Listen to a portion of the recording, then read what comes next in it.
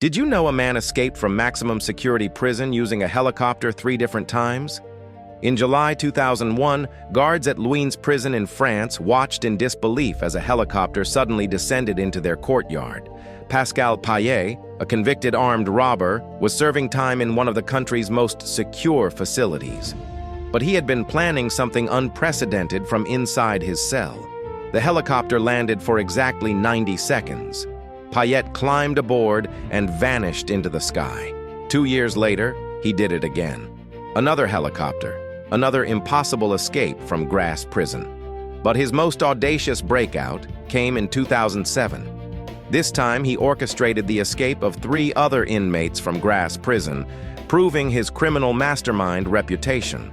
Each escape required months of inside coordination, corrupt contacts, and precise timing.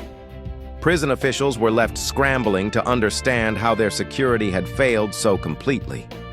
When Payet was finally recaptured, authorities took extraordinary measures. He was transferred to a prison surrounded by anti-aircraft defenses.